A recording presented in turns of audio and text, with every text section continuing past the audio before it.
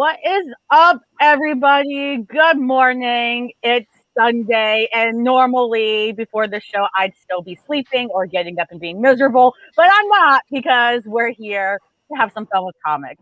We've Oh got yeah. there, wrong way. What's I'm up, over here, Steve? Lauren. I'm good. Excited. Yeah. Oh yeah. What's going on, guys? Good morning, everybody. How's everybody doing today? Woof, man. Sorry, everybody. I'm hosting today. You're stuck with me. But we got some great stuff for you today, y'all. We're going to do our week in review where we all get to talk about the comics we picked up this week, what we liked, what was kind of what was amazing. After that, we've got a fun game of 2 lies, 1 truth that I made for everybody. So stick around for that if you really liked our Who Drew It game last time. We've got our discussion on digital comics, how we feel about them, if they're worth anything. Steve's going to check in with us on TO Comic Book Club. And then we've got our copper drop. And we'll see if the pick last week was worth it or not and decide what we read this week. So I hope you all are ready because we've got our week in review now, guys. We're ready. Steve. Yeah. You wanted to go first. You are incredibly excited. So tell us, why did you want to go first? So excited. Well, I wanted to go first. It's not for an exciting reason at all. It's more so the opposite of that. Once again, I didn't really read a whole lot. Not a whole lot came out with this week for my poll list, but so I don't want to take too much time up. So for what I read for my week in review, I kept trucking along on that Nightwing back catalog, trying to catch up to where we are currently. I finished, I believe it was Volume 7, The Bleeding Edge. And I enjoyed it. I thought it was okay, but I'm starting to see a decline, especially with the fact that the way it ended, he didn't necessarily beat the villain at all, and it seems like the arc is still going on. And then I started Volume 8, and it's after the bullet. So I guess there's no conclusion. It's just and reading it as someone who I know the whole bullet thing, so I'm okay with it. But reading it as if I were like a new consumer or something and didn't know about the bullet, going from Volume 7 to Volume 8, it's such a stark just contrast. Like the previous arc didn't even finish, and now we're in this new one, and he's Rick. He doesn't know who he is. He doesn't care. It's so jarring. Like I don't understand the editorial reason why they couldn't even finish the other one. And like Benjamin Percy, he put a lot of what he wanted to see for Nightwing into that, Bleeding Edge book. And for it to not even go finished, it's a disservice to the writer. So I just started Volume 8 after the bullet. I read maybe the first volume of that. I'm going to obviously keep up with it, but it's so disappointing that, Benjamin Percy's run didn't even get to finish. That being said, I also read some other stuff. I read our Copper Drop book, Shadowman #1, and I also read the book that I'll be talking about later for the Toronto Comic Book Club. But I also read this. Thank you. Welcome to the club. Thank you. Last week I talked about how I read issue 79 because I didn't have my second printing of issue 78. I finally got it this week, so I kind of read it out of order. I will say, having read, the second issue of Tom Taylor's run before the first one, I don't know. I kind of feel a little bit like I don't really need to read this one. I feel like this is a great intro for someone who had missed Nightwing and they hadn't read 79 and they just want the first book of Tom Taylor's run. It's a very introductory book. It sets the stage. But for me, having read, the second book of this, I kind of feel like this book, it's not really useful for me right now, right? Because I already skipped it. But pick it up if you haven't read any of Tom Taylor's Nightwing stuff. Of the two, start with this one, obviously. My top pick, however, is the New Mutants for this week. Yep, I'm behind. I haven't read New Mutants. I'm sorry, guys. My X-Men status is failing. It definitely is. New Mutants. This is a run written by Vita Ayala. I don't know I'm butchering the pronunciation. I'm so sorry. New Mutants has gone through quite a bit of writers. Initially started with Jonathan Hickman for the intro arc, but then it was switching between his and someone else. I think it was. I don't want to put your names, so I'm not going to say who it is because I don't remember. Anyways, we're now in the new era after Ten of Swords for New Mutants. I've been really, really enjoying it. they've added That in. freaking Shadow King, man. Yeah. Like one of my siblings is reading New Mutants, and they're just learning how much Shadow King sucks. I'm like, welcome to the club. I may not read this line yet, but I know how much he sucks. Yeah. So the interesting part is what they've done with the whole Krakoa. All mutants kind of get a reset essentially. Like they kind of get like a baptism. So what they did before doesn't really count. Apocalypse has gone good in a way. Magneto has. Shadow King. He's a mutant. So technically he's got this reset too. He's got this new second chance. And as he's shown in the book so far, he's got something nefarious going on, or at least being the viewer or reader that I am, I feel like it's nefarious because it is Shadow King. But this issue kind of changes things because he admits that like everyone gets a reset. So he wants to start doing things that are good for mutants on Krakoa. So I don't know. Like I guess his intentions are good. But do his intentions matter if he says, "Oh, I'm doing this for the good of people," but then he does something terrible, right? Which is a common villain thing. They think they're doing good, but they're actually doing something really terrible. Their reasoning can't justify their actions as much as they want it to. Yeah, I mean, so far what he's doing, it does feel slightly sinister just because it's Shadow King. But what he's doing is he's actually helping young mutants kind of get closer to one another, and like he's making the consciousness like switch bodies of the young mutants, so other people are actually being able to see and feel what it's like to be someone else. So it's interesting. It's a really interesting way for him to try to help the younger mutants. As well as the new mutants are kind of training the youth to kind of get better with their powers too. The colors in this book are amazing, and I know, Lauren, you've probably been asking a lot, like where's Laura and where's Gabby and Where's Jonathan? Gabby? I know Laura's not really in this line. Where's Gabby? Is she okay? So Laura, Wolverine, all new Wolverine, she is in the X-Men line of things because she was trapped in the vault. If you want to know where Gabby is, she's over here. She's in New Mutants. As you can see, this is the page with Gabby, and Gabby's whole storyline in New Mutants is really interesting because, as stated in Krakoa, you're able to be resurrected if you're a mutant, but there's a caveat to that. If you are a clone, you are not able to be resurrected. You just won't. You will die and you will stay dead.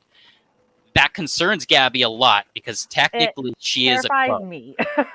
So Gabby has to deal with the fact that if she dies, she will not be resurrected. It's a whole kind of story for her to kind of see how Krakoa is treating her, as well as trying to like make new friends with this status quo. So yeah, if you're really interested in what's going on with Gabby, New Mutants is the book, and the colors in this book are just quite amazing. Like that looks great. Yeah. I'm tempted to pick up the book just for the art alone. Who's the artist on this one? It is Reyes.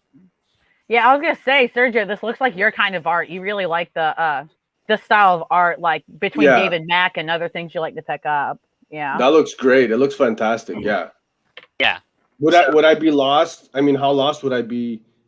I mean, just picking up the latest issue.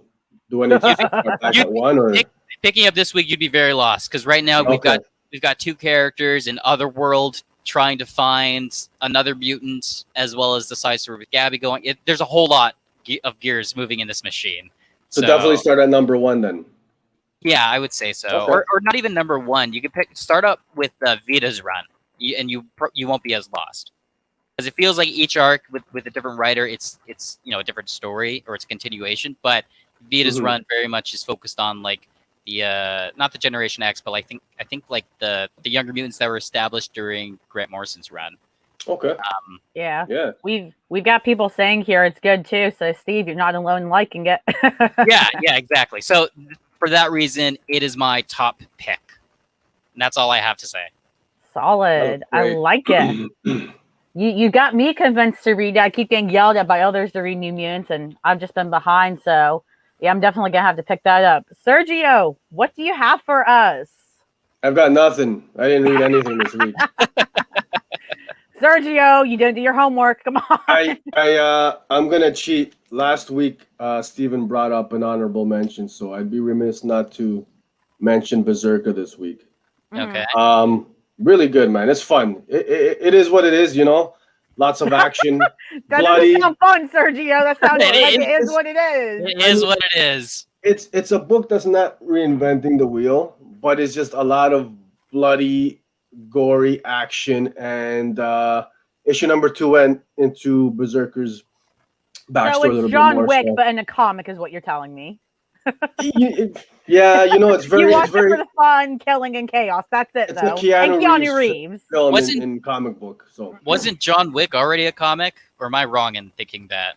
Honestly, I don't know. think Y'all so, in the yeah. chat, was John Wick a Mhm. comic before a movie? Because apparently we don't know. No, We're no, so I'm not sorry. saying before a movie. I'm saying after Oh. the movie came out, they made comics of John Wick. Oh, they might Did have. they? I'm not I don't know. sure. I could I be don't know wrong. why they do that. And then Keanu makes Berserker, which just Yeah. sounds like John Wick, but in a comic. Like, Maybe I'm And wrong. there wasn't a lot of surprise, I think, when it got announced that, that's being made into a film. So, definitely a platform, that book, for Boom to use it to get it option and all that. But it's a fun read. Not too bad. My top 3 books of the week, though, guys. I'm going to start it off with Crossover. Crossover has been it's been okay for me. I was on all the these fence about okays. Yeah. drop. So this is why I made I'm my top 3. So I was on the fence about continuing. I wasn't sure whether we're going to take the story. But with the latest issue number 6, it was a lot of fun. And there's not too many panels that we can show from this latest issue, just because a lot of it is very spoilery. And, finally you're seeing like a lot of these different surprise characters being brought in. And there was definitely like 1 or 2 guys that I was like, oh shit, they managed to bring them into the story, hence the crossover title. It was fun. There was a twist there at the end that definitely had me, I didn't see coming, has me intrigued to see where they're going to take So it was a good twist, though. Like it was a good twist. It was solid. Okay. Yeah, it was a solid twist. And I didn't see it coming, so yeah. Is this a limited? Like, is there only a certain number? Is it like a mini series or a maxi series, or is it like? As far as I know, it's an ongoing. Okay. As far as I know, it's an ongoing, and peep that like dope Savage Dragon homage cover. Yeah. Such a sick cover. Beautiful. One of my probably my favorite cover from this week. Really, really gorgeous. So kind of to tie into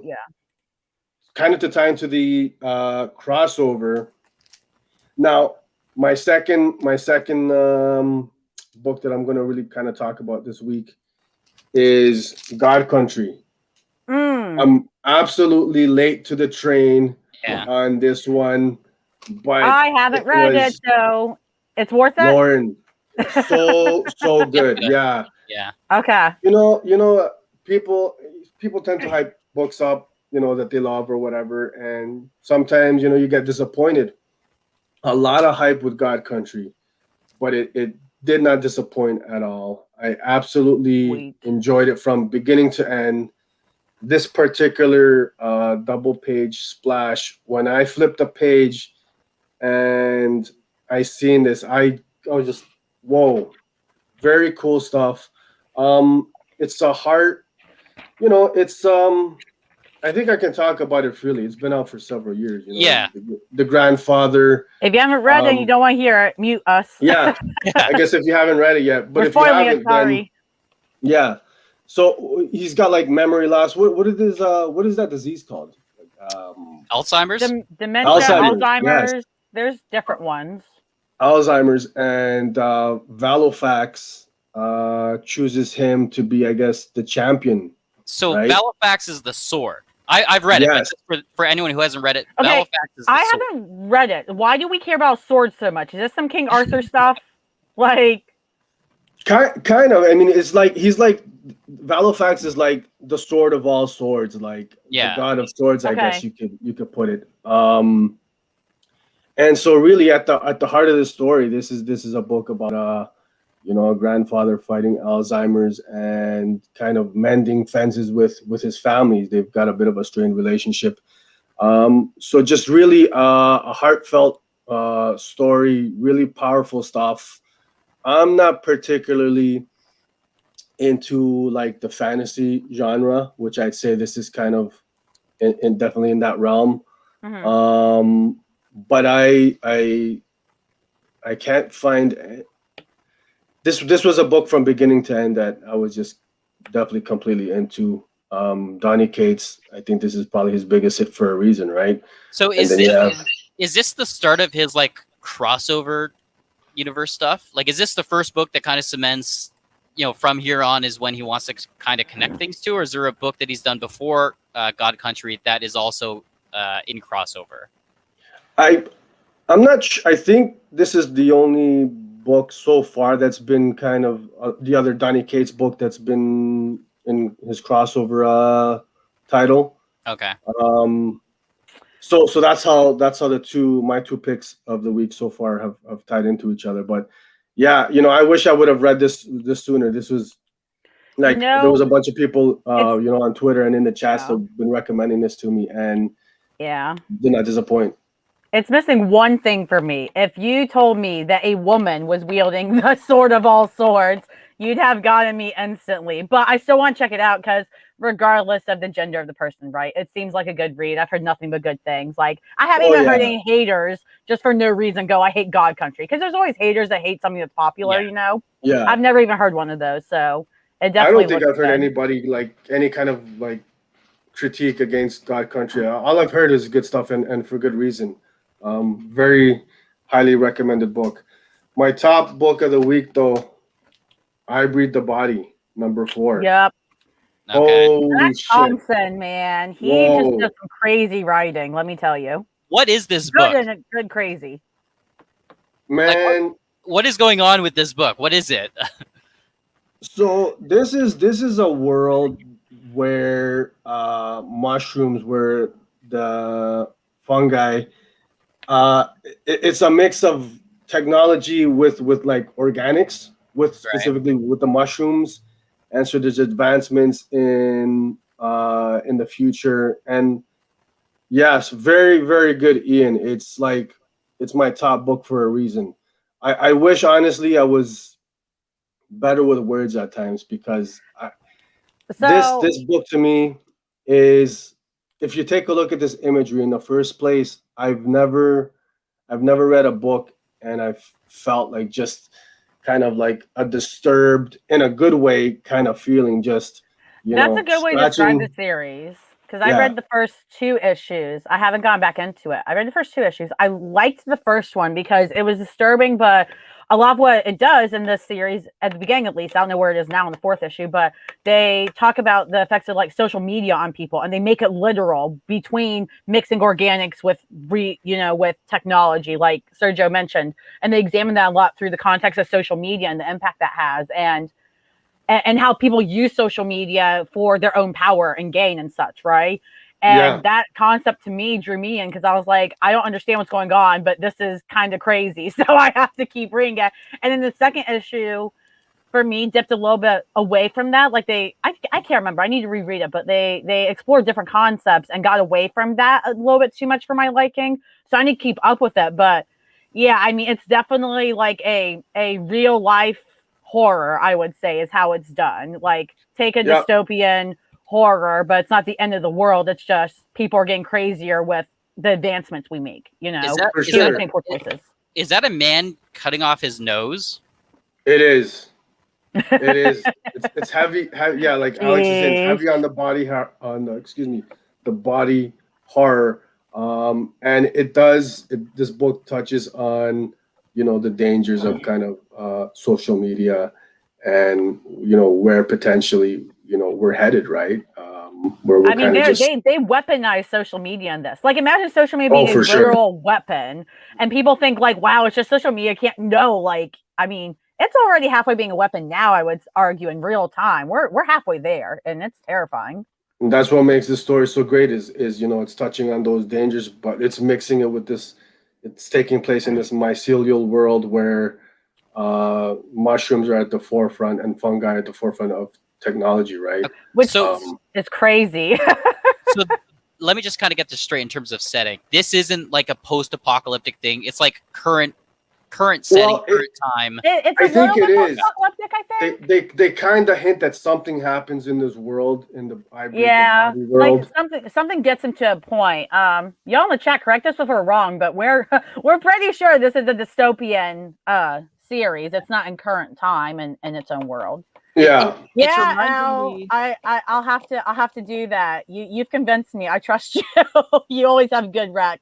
So from what everything you Yeah. told me, it kind of reminds me of the video game The Last of Us, like with these fungi creatures, this kind of horror body. I would stuff, or I yes haven't and played no. that game, so I'm not Yes too and familiar. no. Yeah. Not it goes into different themes and it takes a completely different approach than The Last of Us. But I will take that as a compliment because they're both great in their own way. So Okay. I think that's a good thing. Let's see. Got people mentioning Lonely Receiver. That's also Zach Thompson. Yeah. Yes, read it. I know not everybody loves it because it can be very abstract and people are like, it can't hit for me. That's okay, but I'm with people here. It's great. Pick up Zach Thompson stuff. I mean, between that and I Breathe a Body, you mentioned Sergio. It's some great stuff. He's always he's one of the most creative writers, I have to say. One of the most inventive. And he's, fellow Canadian, fellow Canucks. So cheers, salute, Zach Thompson. This is your top pick, right, Sergio? This is my top pick, man. Yeah, easily. It's been my favorite title every week that it's been released. Can't say enough of good things about it. If you want a disturbing kind of trippy read, if you want to be disturbed, yeah, check it out. But before I kick it off to use or I guess to Lauren. Before I take it back. Yes, before you take it back. I just want to give everybody in the audience a heads up because Monday is the final order cutoff, the FOC for the Blue Flame. And I had the opportunity to read an advanced copy of this title from Adam Gorham and Chris Cantwell. And whoa, okay, this shit's dope. It did not disappoint. It has been on my radar for some time. I've been very hyped. And it is a beautiful, beautiful book. Look, just check out that art, man. The colors. I mean, we all talk colors here. I think all of us are color people, guys. Yeah. Anytime we see colors, we all go, "Holy shit!" Like it. Myself, yeah, I always lean heavily towards the art style in any book. So I was definitely stuck on these pages for like. It took me forever just to get through this issue, just because I couldn't take my eyes off of this stuff, right? So what is this book, and why do people need to pick it up, in your opinion? Yeah, it's a fun kind of. It's a mix between. So there's two stories it's split in the issue. One's taking place on the street level of Milwaukee. The other is in space, in the deep cosmos of space, and there's kind of obviously there's a more grounded story, and then you've got your more kind of fantastical element to it. Because this is an advanced copy, I don't want to get too much into details, but just other to say, you will not be disappointed if you're a fan of Christopher Cantwell or Adam Gorham. Sergio, you've read it. I know Steve hasn't, but we've seen pictures, and we've got people here asking about the font. So, Sergio, was the font okay? Steve, what do you think from this preview? The font was top notch. I can't say enough good things about the font. I'm a big font guy, so. I haven't read it yet. So I can't confirm. The font in this cover looks okay. I'm okay with it. It's fine. Yeah. So definitely recommend you guys hit up your LCS. Sweet. So yeah, pick up Blue Flame. It's good. I have not read it yet. We all got the opportunity to read it. I've just been slow. But I'm hoping it's as good as Sergio says. You usually have it's good. Oh yeah. Picks. Yeah. Wrapping up the week in review is my stuff. So before I talk about my top three, the Hellfire Gala is coming. This is free, and it's still an honorable mention pick for me this week because it's just that fulfilling. Like, I mean, we've all seen it, but look at Colossus. That's Colossus? Yes! You haven't seen this yet, Steve? No, I haven't. Your wife. He looks like a Dracula king. I love it. Oh my god, I love That's pretty cool. Please. And then we've got Mystique over here being a MILF as usual, like a scary MILF. I'll take it. I mean, I'm so hyped. We've got some other looks here. There's Nightcrawler. TBH. It's not my favorite looking Nightcrawler. Like, he's cute, but they can do better. But I still appreciate it, you know? So at least they did Swashbuckler. Where's another good one? Oh, how can I forget? I need her herself. Where is she? There she is. The one everybody cares about, Emma Frost. I was saying this yesterday. I was like, for some reason, everybody is a hoe for her. Gay men, lesbians, bis, straight women, doesn't matter your sexuality. We are all a hoe for Emma Frost. It's insane, and I love it for us. And then, you know, I can't forget Laura, Wolverine. Yes. Oh, that's great. I love that outfit. My only minor complaint is that I wish Laura was in a suit. If she was in a suit, I would have fallen on the floor. But the Hellfire Gala, definitely grab that freebie if you haven't. It's free. It's fun to read. Who needs a Met Gala when you have the Hellfire Gala, right? Like, I love it.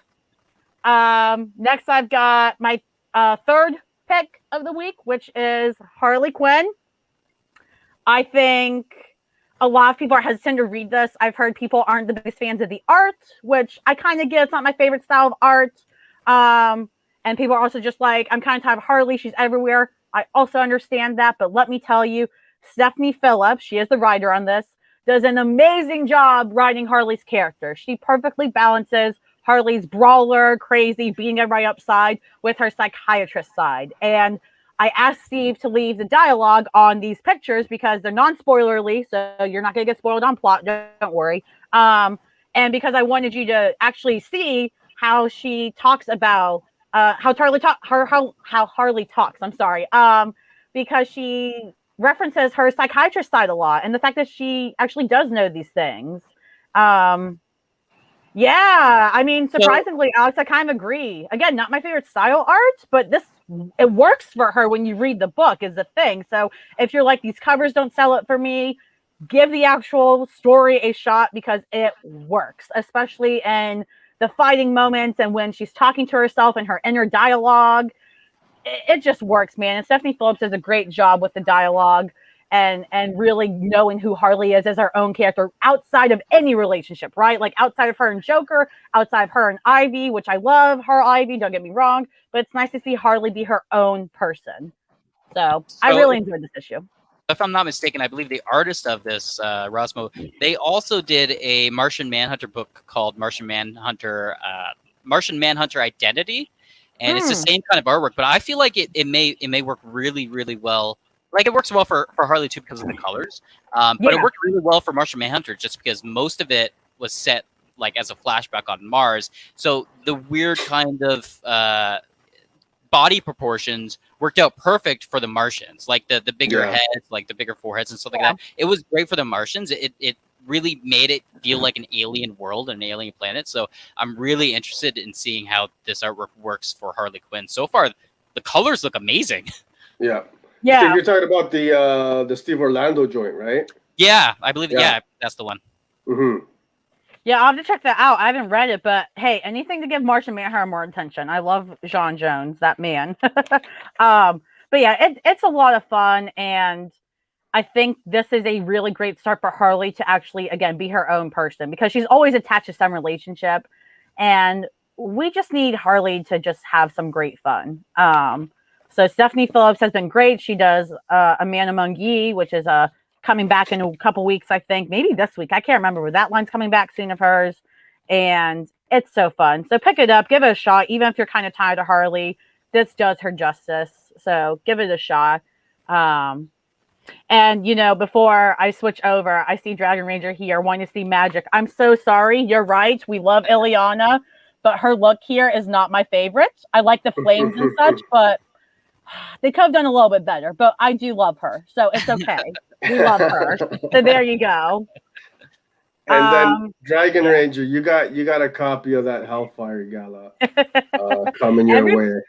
Everybody's on Twitter posting, like, ranking the looks on Tier Maker and stuff. It's fun, but yeah, get that stuff. My next pick is Shadecraft #2. Shadecraft is so good. And let me tell you, I was so surprised at how good it was because it's another one of those books that was like, hey, look, this is very similar to Buffy. And I was like, everybody says something that's supernatural that has a girl leading is a Buffy-like story. And I'm kind of tired of it because they don't have the same spark as Buffy. And let me tell you, this story doesn't even involve vampires. But this has that spark Buffy as a show had in seasons 2 and 3, which are arguably the best seasons of the show Buffy. So if you're a Buffy fan, I'm telling you they're actually right this time. If you're not, then just ignore what I just said. It's a great story. It's new. It's different in terms of you have somebody who, this woman has, her sibling is in a coma and such. And then all of a sudden her sibling is chasing her as a shadow. Her sibling is now a shadow. It's basically her shadow. And she's getting chased by other shadows and nobody knows why. And you're like, what the hell is happening? I was just about to ask you what's going on with that shadow. What is going on with that? So here it's hilarious because that's actually her brother being her shadow. And so he's making fun of that girl that's being a high school bitch to her. And so he's making fun of her. But of course, the others don't know. And she knows that's her brother doing her some help there. So it's a lot of fun. The dialogue is very easy to read. It's fun. This isn't reinventing the wheel, kind of like you said, Sergio, but it's good. It's so fun to read. The dialogue's easy to keep up with. I don't need something complicated all the time for it to be a good read. It also has some really good notes about family. So some more sad notes there that hit right, though, in between all this. There's some really great art with the shadowing, especially in those big dark moments where a bunch of shadows come in. Amazing art for that.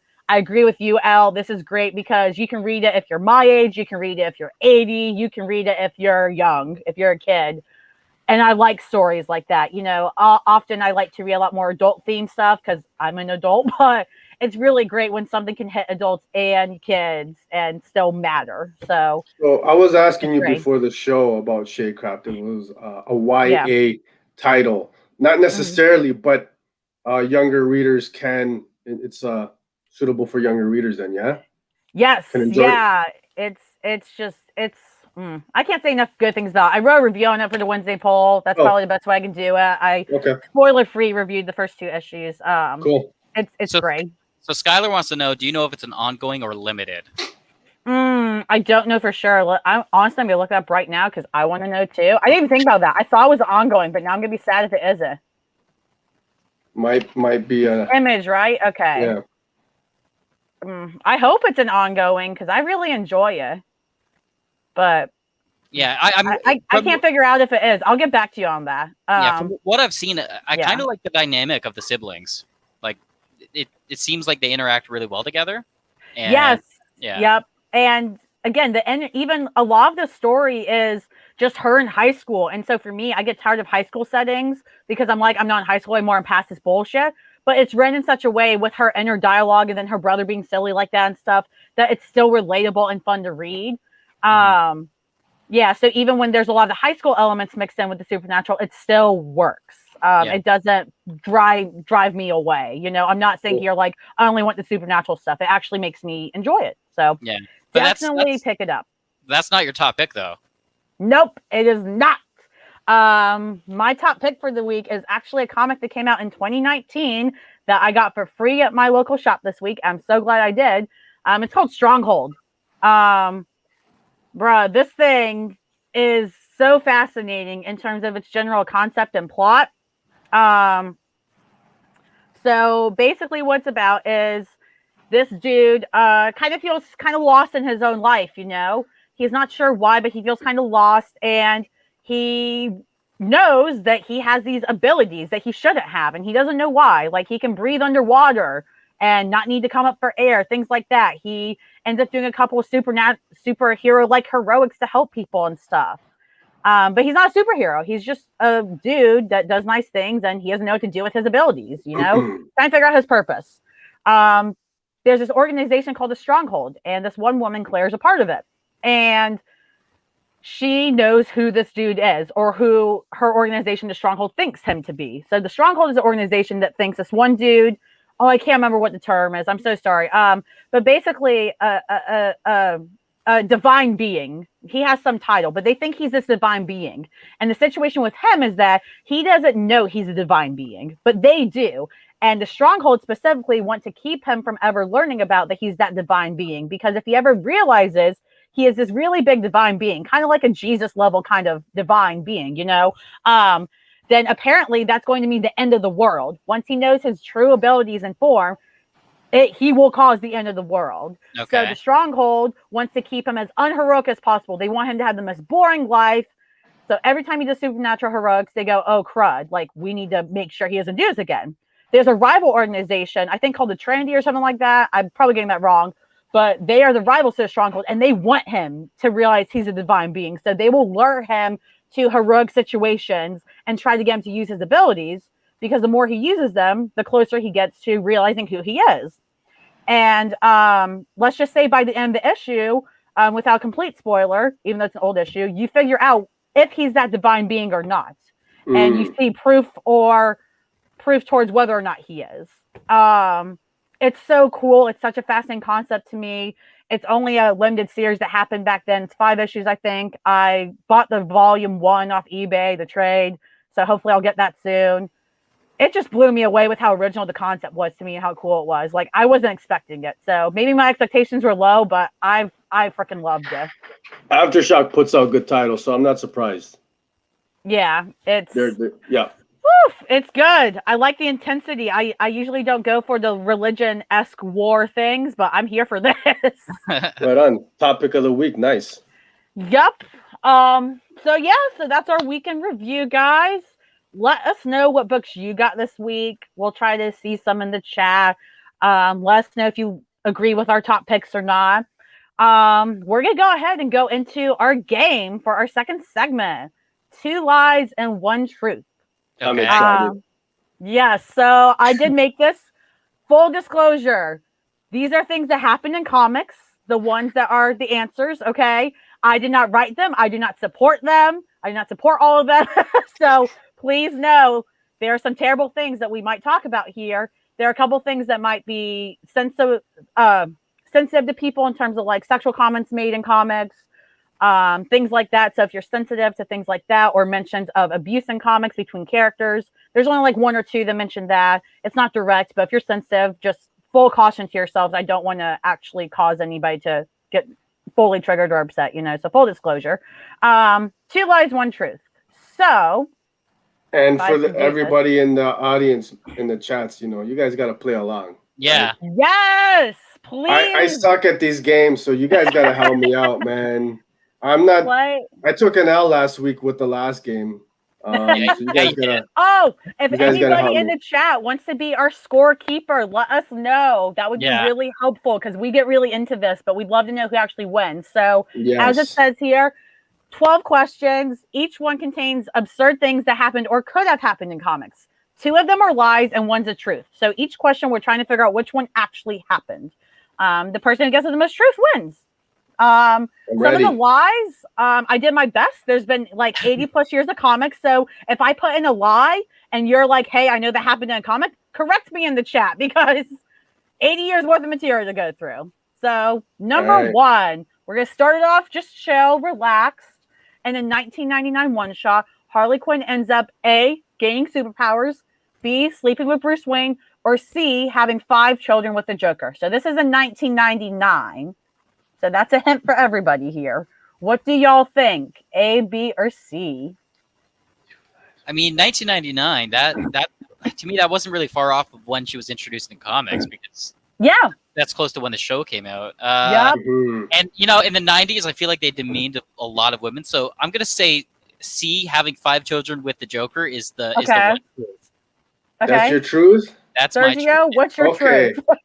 I'm gonna go with I'm gonna go with A, gaining superpowers. Okay. We got Riker saying B. Okay, we've got B Sleeping again. All right. Well, it is Sergio. You got it. Gaining superpowers. So in this comic, Harley gets injured and Ivy gives her a concoction that heals her. It gives her super strength, agility, all that cool stuff. She's also immune to all poisons at that point. Okay. Okay. Let it be known I came. I'm not playing around today. I'm not messing around. I'm bringing my Sergio, A why game. did you have to say it like that? Oh, you're Number just 2, at one point in comics, Wonder Woman A had a polyamorous relationship with Batman and Superman. B supports slavery, or C killed Zatanna. All of these things I hate for me, so I can't win. I think I don't know. I want to say like I could see Flashpoint Wonder Woman killing Zatanna. I'm gonna go with C. I think killing Zatanna is probably Okay. true. As the Sergio, truth? what you You're going got? to see as the truth? I'm gonna go with B. Oh, Yeah, I could see that one too. Sergio, you're right again, because welcome to old Wonder Woman comics. I'm Was saying. not a great time, let me tell you, Mr. Marston and his BDSM nonsense. Again, if you're into BDSM, love this for you, but this is a little much in the comics. Wonder Woman supporting slavery. Yeah. Disappointing, but Number 3, comics get really real at times. In one issue, A, Batman killed his own parents. B, Tony Stark was domestically abused by his own armor. C, Rocket Raccoon kills Groot. I know, y'all. This is really intense. Really Again, this is too I want it to real. be B. I really want it to be B. so bad. I'm going with B. You're going with B? Yeah. I'm You're gonna go right. with Yes, I got one. Okay, good. there you go. You are right. At one point, Iron Man's armor becomes sentient and falls in love with Tony. The armor tries to convince Tony life will be all around better once he is inside it. But after the suit kills Whiplash and threatens Tony's girlfriend, Tony uses an older suit to try to take it down. But now the suit thinks Tony is cheating on him with another armor, so the suit kidnaps him, and yeah. I don't know what else to do with that. So, you know. I kind of like that story. I don't hate that idea. It's so crazy. I dig it. And if anybody's keeping track, I'm 3 for 3. Yeah, you're winning right now. Yep. 3 for 3. Sergio's 3 for 3. Steve's got 1. All right. Sometimes writers just hate their characters. We know this. It shouldn't happen, but it does. Especially women, because for some reason, A, Kyle Rayner, a Green Lantern, comes back and finds his girlfriend stuffed in the fridge. B, Ant-Man turns Wasp forever small. Or C, Gwen Stacy cheats on Peter Parker with Doc Ock. All of these are garbage. Okay, so process of elimination for me. Gwen Stacy cheats on Peter Parker with Doc Ock. No, it was Norman Osborn, but we'll never speak of it again. B, Ant-Man turns Wasp forever small. I don't think that happened. I know he beat her though, but that's a whole conversation later. We should have a discussion. I'm going A. I'm going A. Because of the trope, fridging females. Like, I think that's where it started. Jesus.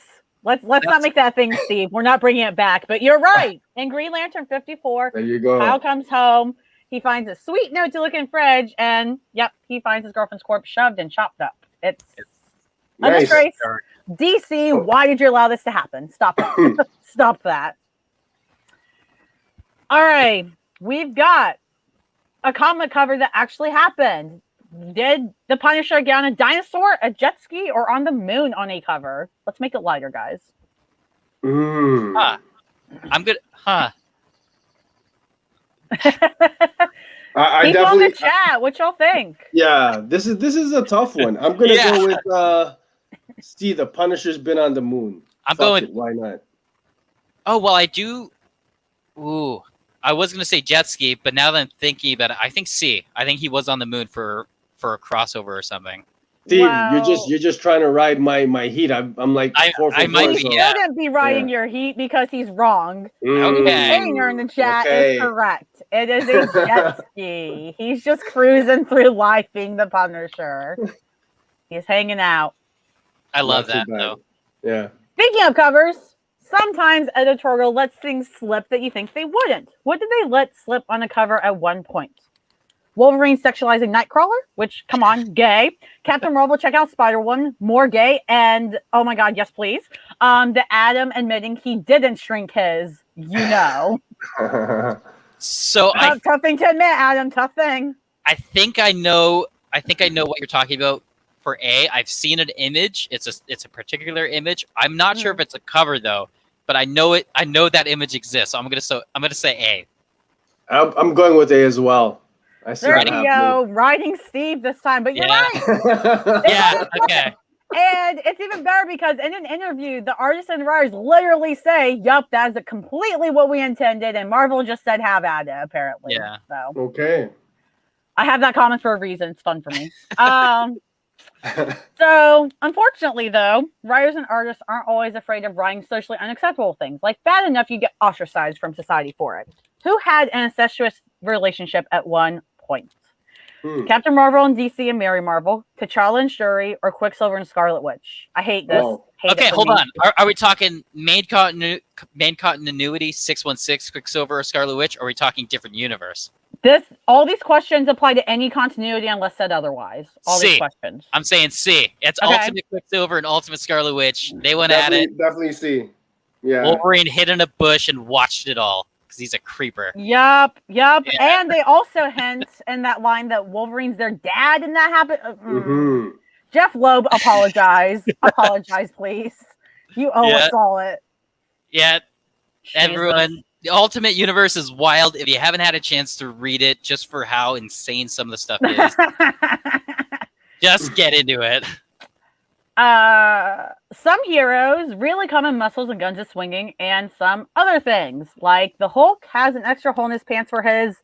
Yeah, the Green Arrow has money arrows that he shoots, sometimes at strippers.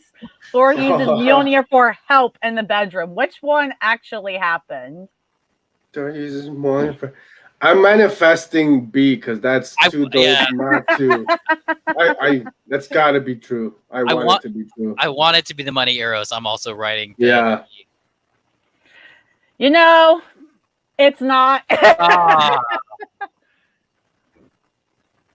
Okay, one-eyed. Wow. The one-eyed monster apparently is what Hulk swings. It's just give him too much credit. What can I say? Awkward and horrible fighting moments. Which actually happened? Black Panther licks Killmonger. Black Canary destroys Black Bolt's hearing, and Spider-Man takes a huge punch up his butt. Which one of these weird things happened? I'm agreeing with Stephen Hayner. All of these are wow.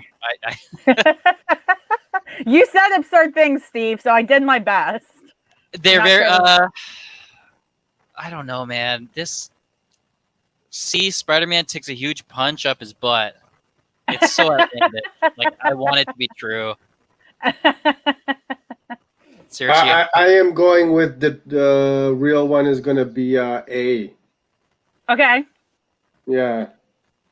It goes to Steve. Yes. Right up his butt. Right there. That is violent. Like, that is... Damn. This is definitely not a PG comic strip right there. Yeah. Oh my god. Yeah. Seriously, why are there so many weird sexual things in comics? Well, we have one more for this question, and it's a little too on the nose. Mr. Bones is obsessed with boners. Dr. Doom's got a huge sex dungeon, and Aquaman's got his sea men. Which one actually happened on a panel? Oh, please let it be B. Please let Dr. Doom have a sex dungeon. Please. I want it to be B so much. I'm going with B. I'm going B as well. I'm manifesting. Let me see that sex dungeon, man. You're incorrect. Wow. Sergio got it. Yeah. Well, there you go. Oh, Aquaman. They keep doing him dirty. Let's talk about badass moments. We got two more questions. Right. A badass moment that's happened in comics. Which one of these actually happened? AU Nightcrawler kills Blob by teleporting a shark into his stomach and having him expand. AU Thing rips Loki in half. AU Martian Manhunter overthrows the Earth with his Martian army. I'm going A because I know Lauren. Okay. You had to throw a little Nightcrawler love in there. So I mean, I could just be making it up. I could be pulling things because I love him so much. I mean, I wore my shirt today. Crazy. I don't think a Nightcrawler on any universe would deliberately kill someone that way. I'm gonna say Martian Manhunter C. So, Steve, you really need to read Uncanny X-Force because this AU Nightcrawler who took Raven's last name, Mystique's last name is Darkholm, he pops it in. He says, "Take your time." Blob's like, Yeah. "What'd you do?" And that's what happens. Oh It's my pretty God. dang great. I That's love pretty this cool. AU Nightcrawler. Yeah. He's so badass, man. So, yep, I had to throw Nightcrawler in because he Alright. deserves it. Last but not least, one more crazy badass moment that actually happened. We have Red Lantern Supergirl killing Lex Luthor, Constantine becoming the new Merlin, or Barbara Gordon getting her revenge on Joker. Yeah. Last question. I'm going with let's see. Barbara Gordon gets her revenge on the Joker. Okay. So Yeah. I know Lauren also has a love for Supergirl, and I know Red Lantern is a really good Supergirl arc. So maybe that could be a fake out. Everybody's saying A. I'm saying A. I'm going with them. I'm saying A. Yeah. Yeah. See, I wish, but another great thing does happen. Honestly, I thought this question was too obvious because obviously DC plays into her arc with the Joker way too much. Yeah. But I also just want an excuse to show this panel where she breaks his spine with her bare fist. I mean, I love some good justice there. So I dig it. It's pretty great. Who was that was great. Thanks, Lauren. Yeah. Winner was Sergio for sure. Winner was Sergio by 2 or 3 points. So not by too much though. So you started keeping up, Steve. I yep, not good enough though. How many did the rest of y'all get right? Yeah. I just on the record, I threw some of those questions. Sure. Sure. Hey, Steve, I had to make it interesting. It's not fun if I just blow everybody out of the water. But okay. That was great. I don't know if we're gonna be able to top some of those scenarios the next time we. Man. I don't know if I'm gonna be able to get the image of Spider-Man's booty being violently abused by who was that? I don't know who that dude was, to be honest. Some guy. I think it was just a random soldier, if I'm honest, but who knows? If anybody knows, let us know. Greg Ranger got 2 right, perhaps. Hey, you got 2. I'll take it. What else? How else did everybody do? I wanna hear if anybody knew way more than we did. And Dubois is saying it was rigged. I don't know what to tell you. I tried to make it easy. I used characters we all know. Like I didn't do any indies or anything. I thought it was too easy. Okay. I'm glad everybody had fun with it though. That was cool. Yeah. Dragon Ranger, stop. That's a great caption for the picture. You should make your own tweet and post that. That's pretty great. Yeah. So let us know on Twitter which of those scenarios was your favorite, and give props to Lauren for setting that all up. Yeah, please let us know. Post the images if you want. If you want them from me, let me know on Twitter on the House of Nerd or mine. I'll be happy to share the images. Y'all can go crazy with them if you want. But we're gonna go into our discussion. We wanted to talk a bit about digital comics today. My uncle actually recommended to me because he watched our episodes and he was like, "Hey, what if you guys talk about this and pitch it to these guys?" And we're all in. So, what do y'all think? Digital comics, yay or nay? Better than physical copies or not? Is there a purpose for them, even if you don't like them? Whoever wants to take it away. I'll kick things off. I might be the outsider in this one, but I actually prefer digital comics. A lot of stuff that I buy, a lot of stuff that I read are digital, whether it's from Marvel Unlimited or available through Hoopla or some other means like that. The few things that I do buy physically, I do just because I like supporting my LCS, local comic store. I like supporting them. I love all the people who work there. They're great. Also, I do like the ability to kind of keep up with the books as they're released. I like knowing what's happening as it's happening. And for those reasons, I do pick up some of these books physically. But for the most part, a lot of my reading, whether it's through back catalog stuff and stuff or anything like that, it's through digital. I'll have my tablet.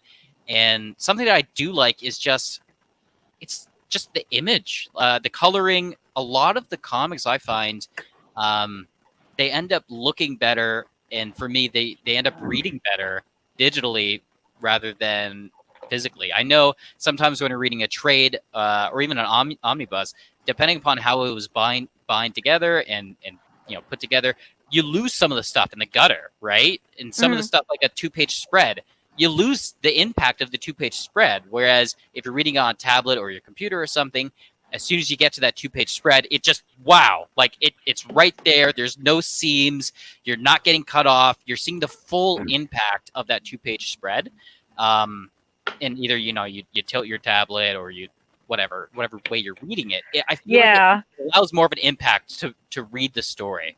I think that's the only way, like, digital comics are enjoyable for me, though, is reading it on a tablet. And I don't use my tablet often, but for me, that's the only thing that I've enjoyed with it, is when it's on a tablet, because it makes it basically the same size as a comic, depending on how big your tablet is. And the pages are in such great quality and stuff. I mean, it's great, but yeah, I don't know. Sergio, what do you think? Do you like digital comics better or physical? I mean, I have a feeling which way you're going to go. Yeah. I mean, I definitely prefer a physical comic over digital. Something about having a floppy in your hand, and I don't know, man. If I'm paying for something, I wanna be able to have like that just a physical paper. You know what I mean? Like, to be able to kind of look. I don't know. I'm kind of confused because I've been reading more digital, so I understand why people enjoy the digital format. Yeah. But for me, at the end of the day, I'm always gonna be like that old school head, and I need a floppy in my hand. And then a big part of it is just it's fun to go to the comic shop, right? Yeah. It's fun to go, and it's akin to like going to Blockbuster. Back in the day, right? A lot of the fun is just going through and flipping through and check.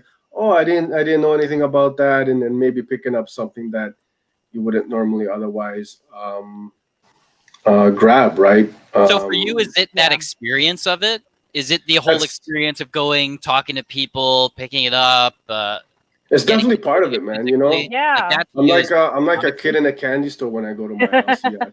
I love it, man. Every time, I go there, I'm in there for like, half the day. I'm in there for hours. It's never just a quick pop in. It's part of the experience, part of the fun.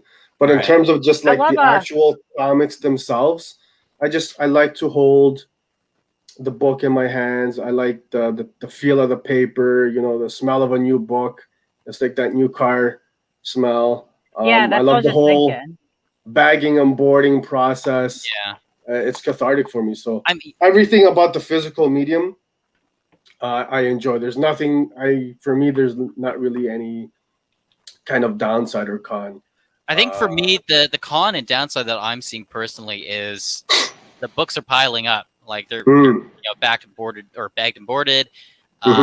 You probably can't, if I move my head enough, like that shelf, the one shelf down there, the third shelf, that's getting full with comic issues, singles, and I'm running out of space. So for me, it's like, I see the limitations of physical. Like, I know there are people, and I've had this discussion on the TO Comic Club Discord, talking about it, because some people mentioned that they've got a bunch of long boxes stacked in rooms, and they've got more in their bedroom and hiding it in their closet, and like there's the problem with what do you do when you have too many physical books.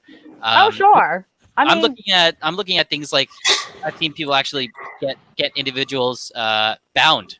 Like, you've got a whole arc that you like, you want to keep it, so you get those individual issues bound. I mean, but why not just get trades at that point? I mean, especially if you're going to get them bound, you're ruining the value of the singles anyway, so you're not retaining their value when you do that. Just buy the trades. It's cheaper. It saves less space, right? I mean, if you're the kind of reader that just buys so much and it piles up, I mean, at that point, I would recommend, one, do digital, right? It does serve a purpose. I agree with you on that, but also just get the trades then. So my counter to that is, in the sense of getting the trades, it's depending upon the trade that you're reading, it could not be as well as like the individual floppies. For me personally, I'll buy the floppies because, like I said, I want to keep up currently to what's being released. And I think for some people who want to keep that, for me, I'm not a collector. I'm not like Sergio. I don't really care much about the value of the comics. I like the book. I like reading. Sergio's having aneurysm, I can tell. I'm not a guy. My eyes about to start twitching. I'm You've just triggered me. The dollar signs rolled through his eyes. Yeah, but I'm not a guy who cares about getting this variant to resell one day or anything like that. I care about the actual like book of it, the story of it. So I kind of see the appeal of picking up the individual issues and then getting them bound later in a book to save space. I'm considering even going that option for what's happening for me. So I get that. In terms of trades, I think trades are a great idea for people who want to get into comics. They're a great value, especially you're getting multiple issues for a certain price. Obviously it's a little cheaper than maintaining the individual comics, but you do have that problem of, what if a book doesn't get a trade released? What if, the trade is like well, at that 6 point, months you have to to get a what you year. get. Yes. At that point, you gotta get right. At that point, you just gotta get the best option that's available to you. Yeah. Which I think is what this is about, right? It's about us having our options. Like I see Joey in the chat here talking about he's a huge hardcover fan.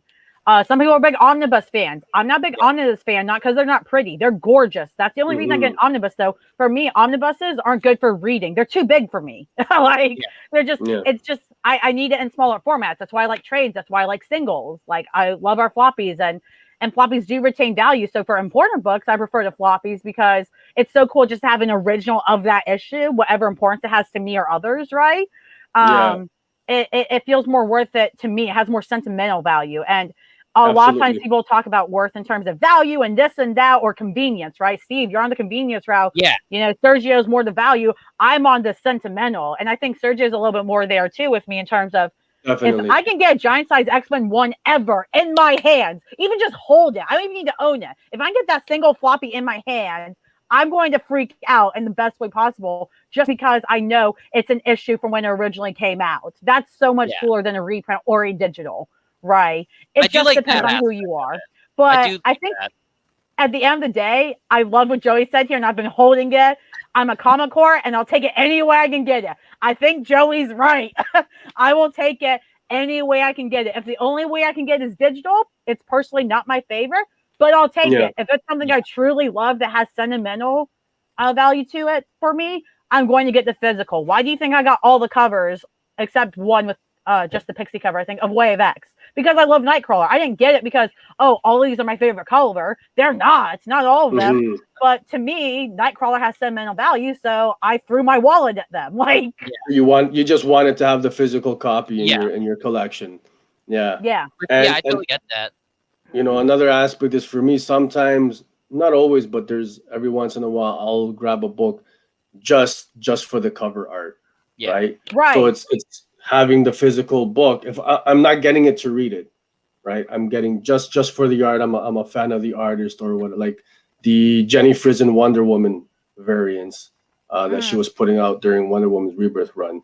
I've got a whole whack load of those. Never read a single one, but I collect them just because I'm a big fan of the art. And it's just beautiful, and it's like having, just art in your collection, right? So, I don't. I agree with I'll that. Never lean heavily towards digital. I don't think. Yeah.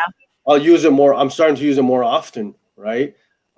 Getting used to having reading digital copies and such, but definitely I'm always going to be a. There's one thing that I think we've kind of missed in terms of this conversation about digital that I kind of want to bring up, and I don't know why I never thought about it. I grew up in a small town, basically 45 minutes away from what you would call a city. In that small town, we didn't have a comic book store. So growing up, I didn't grow up on comics as a kid. This is later, like early 20s, when I finally got into them. So as a kid, I didn't get that back then, if you didn't have a store, you weren't getting into comics. That's just how it was. I like the fact that now comics are easily accessible. Everyone's got like a phone or usually the internet, right? Everyone has a way to actually access these books. And I feel like digital comics allow readers to be able to immediately get the book without relying on a physical location that they have to get to.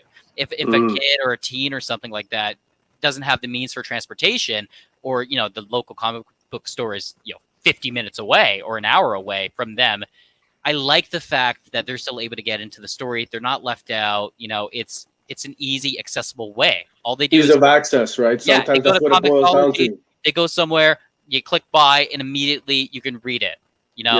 I would love that growing up as a kid, having just the access to these books because they're digital. I would have gotten to comics way earlier than I ever did.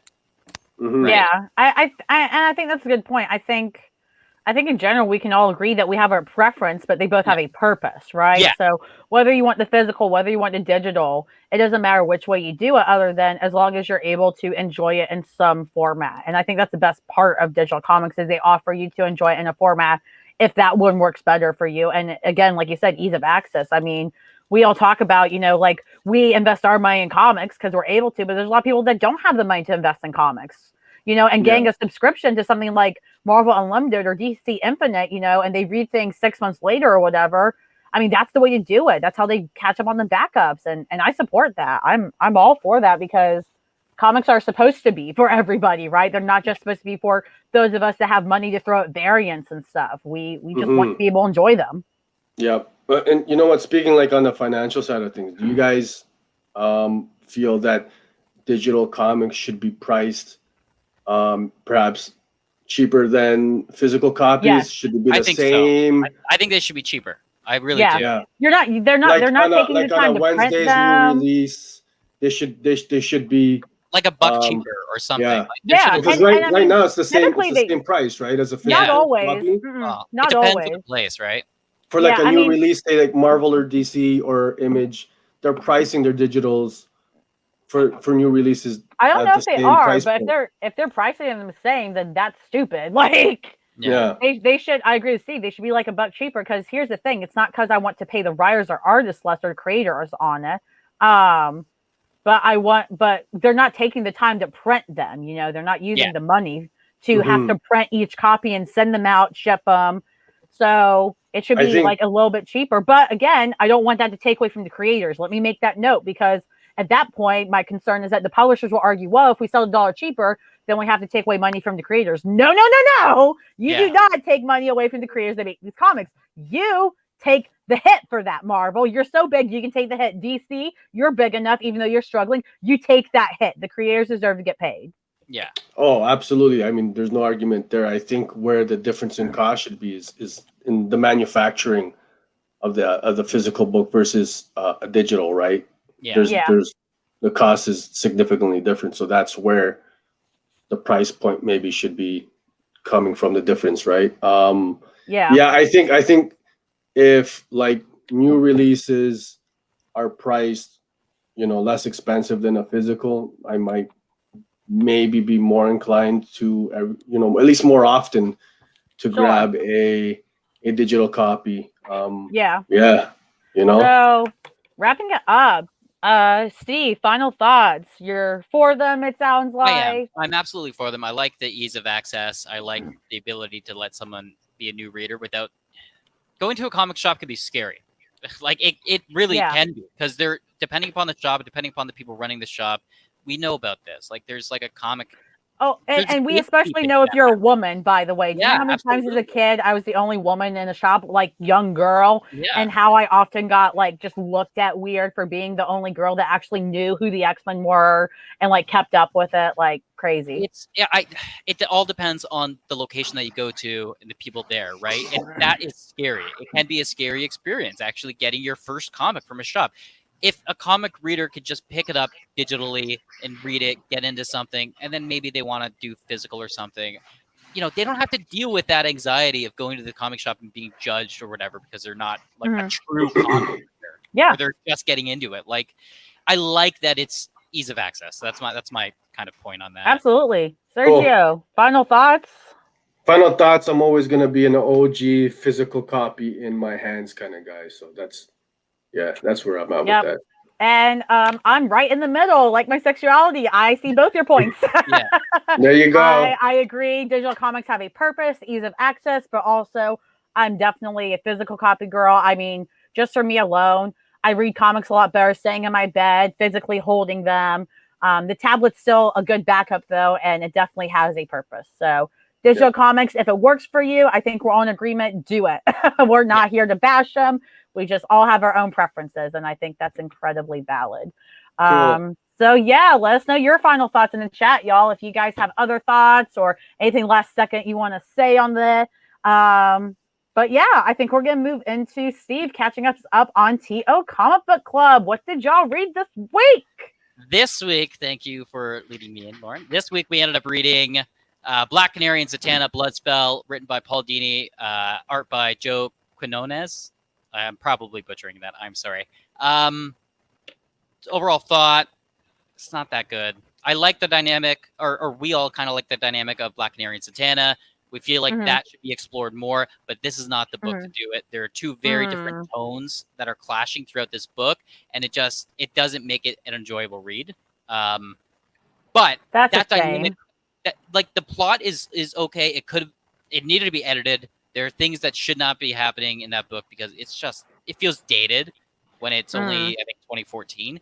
But the dynamic between the two is something that I would love to see in a DC Black Label, in a more mature book. So I would say pass on this one. That was, I think, the general consensus of the group. Yeah, I got Alex here said male gazy AF. I can see that. Absolutely. Yeah. And it's a shame. It's such a shame because it could have been something so good.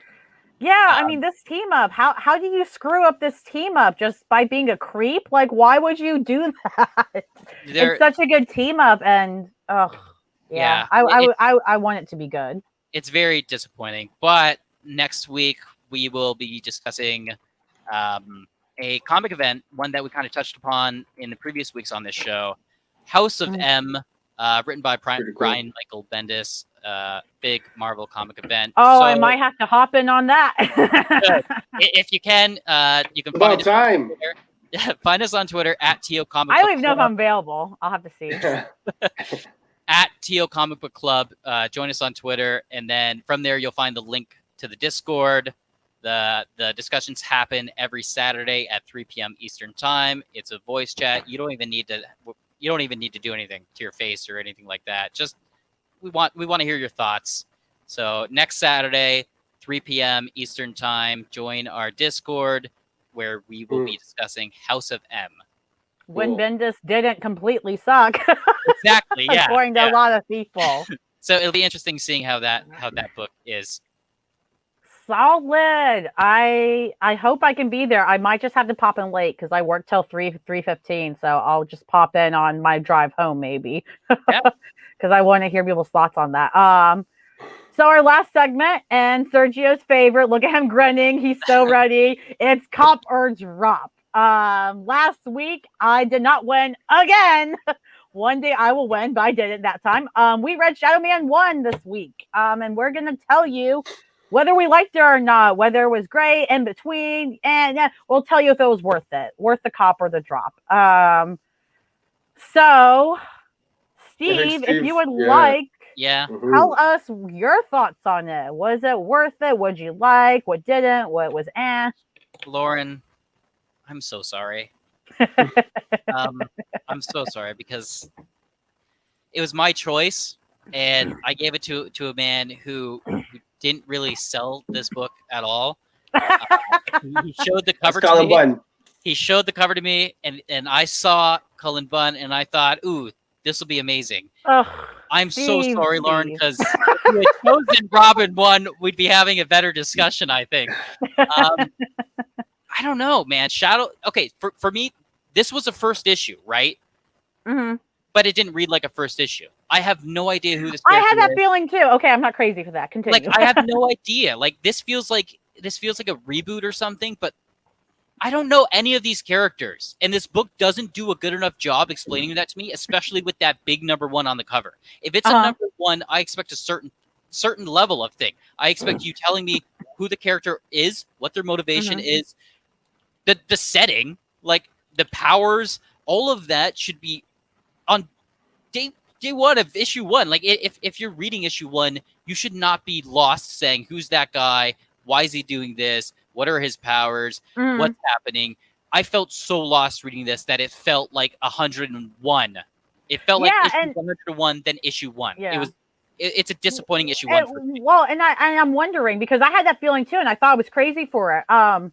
not that like I was like, oh, the story's terrible, but like it felt like it was an issue in an already series. Like it didn't feel Yeah. like a number one. I agree with that. And so, is this a reboot? Because I think I've heard of another Shadowman series before. So I don't know if this is a reboot. Guys, let me know in the chat because I'm oblivious to it. But Well, it's a yeah, return. It's a I return to heard the you on that Shadowman point. universe. Okay, okay, Yeah. so it is a whole universe. See, that would have Yeah. been good to know. Okay. But Yeah. you didn't tell me Okay. that. Like Marvel in their book, like in Marvel's books, if they're doing a new number one for Spider-Man with a new creative team, they'll do an initial splash page, kind of like this, but they'll give you the what's up of who Spider-Man is, and then there'll be another blurb of what happened last time. Even if it's a new number one, you still know going in what happened previously. This book didn't do that. I felt so lost. So the blurb there wasn't enough for you, is what you're saying. Like No. it didn't tell you anything on in your point of view. Okay. Yeah. Okay. Sergio, what are your thoughts? I'm lukewarm on the book. I mean, I will say I didn't find myself kind of lost. I thought with the blurb there at the beginning and how they introduced the characters, they gave enough background that for me, I wasn't familiar with Shadowman or the Valiant universe at all. Yeah.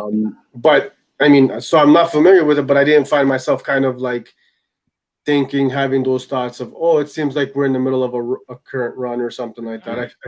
I feel like the creative team did enough, give us enough background for new readers and people who are already familiar with the Shadowman universe. Yeah. Having said mean, that, the book still didn't entirely hit for me.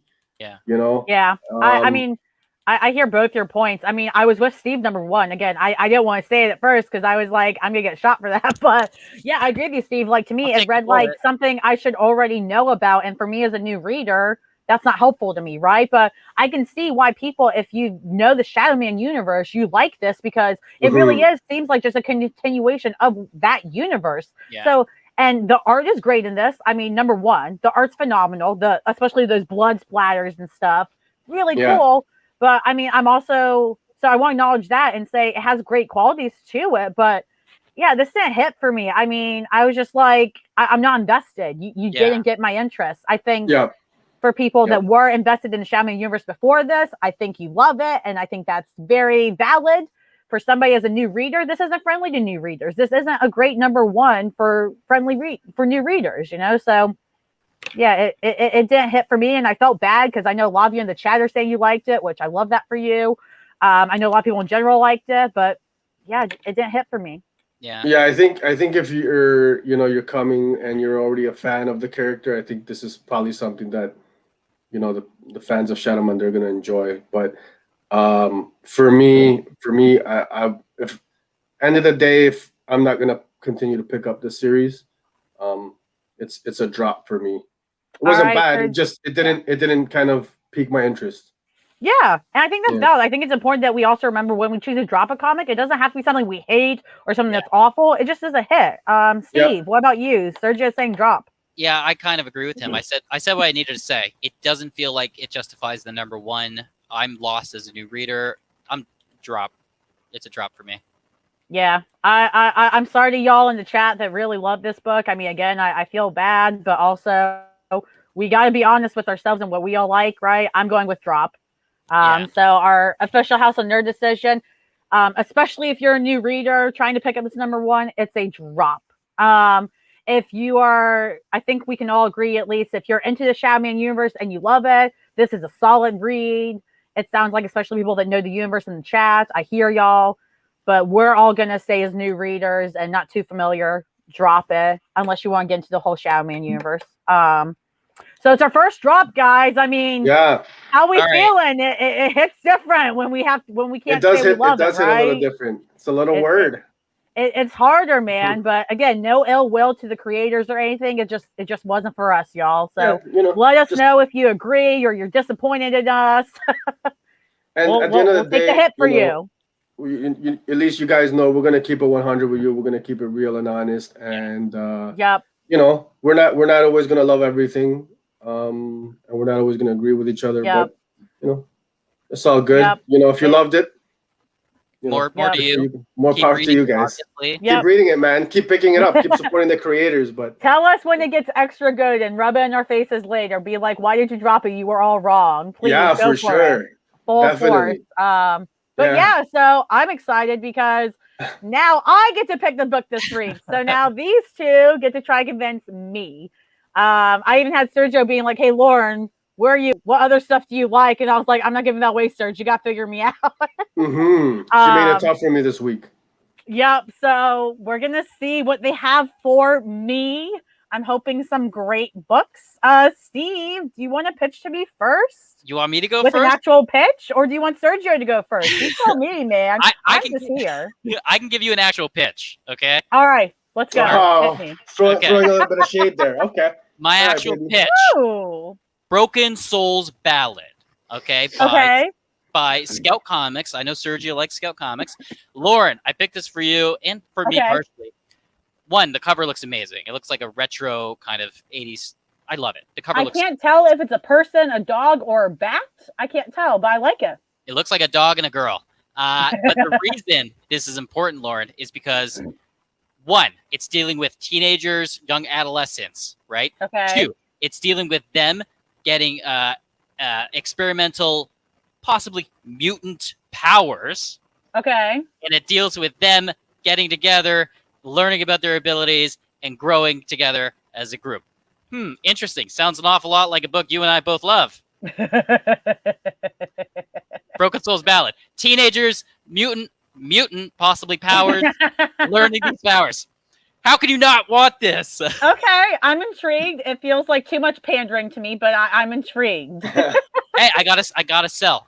You're going with the young adult sell. Okay. Sergio, what you got for me? I got a little joint. It's a new #1 called Eve. Okay, it's from Boom Studios. So the premise is it's I love this cover already. I mean, it's Boom. Okay. Do I have to give you a premise? You got a teddy bear. They're surfing in the middle of the city. I mean, I don't even think I'm going to say anything else. But I will give you a little bit more background. So future dystopian American scenario. I think the polar ice caps have melted, flooded the earth, flooded the world. People succumb to some kind of mysterious illness, mysterious disease, and this girl wakes up. Eve wakes up in the middle of this future, and I guess she's the key. She's the secret to saving humanity. So plus, it's got a. Did I mention it's got a nice little teddy bear? Does a teddy bear talk? Maybe, perhaps. Not entirely sure of it yet, but that's why we need to pick Eve. We need to choose the top in order to find out if it's a talking bear a la Ted. So that's my pitch, and he actually gave a pitch. I'll give him that. Like, this is kind of hard. I mean, I'm swayed one or the other way, but like, which one should I pick, y'all? I mean, what do you guys think? Because Eve looks great. It sounds pretty interesting, but then I've also got the colorful Broken something souls, whatever that was. The Broken Souls really ballad. Colorful. It's a ballad. I'm so sorry. So I mean, it looks cool. I mean, it's Boom. They've been putting out great content, and I think we got a heater there with that one, Lauren. What publisher did your ballad, Steve? Scout Comics. Scout. Okay. Yeah. I love Scout too, but you gotta make a choice. This is too hard. Mm-hmm. Do you want mutants with powers and ballads, or do you want a teddy bear and post-apocalyptic world? I'm gonna go with Broken Souls ballad. I gotta go with the Broken Souls ballad, bro. I don't know if the bear talks. Yes. I gotta go with that one. All right. I feel Look like at the that cover. wasn't. Look at the cover. Go How with can your you heart not? there. Okay. All Yes. right. You almost had me though, Serge. Let me tell you, I this felt was like, not yeah, an you were easy right there. choice. Okay. It wasn't easy, but yep. So next week we're gonna pick up Broken Souls Ballad #1 Cool. and let you all know if it was worth the cop or if we're gonna drop it. All right. And the audience was, Jeez. I feel like they were maybe pushing Broken Souls Ballad a little bit too. So How could you I'm I not? feel gonna like hold I you was guys. attacked. Be fair warning. I'm gonna hold you guys accountable. All right. This better be a heater of a #1. I'm So. holding you accountable for Shadowman Mm. #1. I'll just say that. Hey, Hey, Steve, I you still went with it. Be quiet. I My pitch did. was great. He gave I'm you no sorry. pitch. I don't know You what to do with you. did. All right, y'all. Well, next week we're reading Broken Souls Ballad. We'll let you know how it is, especially if you're one of the fields like, maybe I'll get it, maybe not. We'll take the hit for you. We said to drop Shadowman 1, all that good stuff. Don't forget FOC cutoff for the Blue Flame is tomorrow. Make Yep. sure you order that. It's worth it. And that's it for the show today, y'all. Thanks so much for being here. We'll be good. back next Sunday at 11. Next Sunday is Mother's Day. But due to the pandemic still going on a bit, we have all decided we're willing to do the episode. If you can't be there, we understand. But, watch a show with your mom if you have to. Let her Yeah. be nerdy with you. Whatever, man. Like, we'll be here 11 a.m. next Sunday. Moms Thank are you welcome. so much. Yes, Moms, all milfs, moms are grandmas, welcome. everybody's welcome. All of them. Yeah. Hang out with us. Steve, Mhm. thanks for being here. Where can we find you? You can find me on Twitter at Stovepost, or don't worry about that. Just follow at Teal Comic Book Club if you love comic books and join our Discord. Sweet. Sergio, where can we find you? Yeah, you guys can find me at insert name INC. That's insert name Inc. on Twitter. On Instagram, it's insert name comics. You guys know I'm your comic book plug. Anything you guys are after, please feel free to hit me up. I'd love to connect books with all you guys, all you good people. And thanks for coming out, man. The chat was live again. I had a blast, guys. Yeah. I was love fun. it, man. Yeah. Y'all make my day in the live chat. I'm Lauren, your friendly neighborhood bye. You can find me on Twitter, friendly MBHD bye. And yeah, find us all on our House of Nerd Twitter at the House of Nerd Show. And thanks so much for coming. I hope y'all have an awesome Sunday, an awesome week. Let's get our comics. Yep. Enjoy the rest of the week, guys. Or Sunday.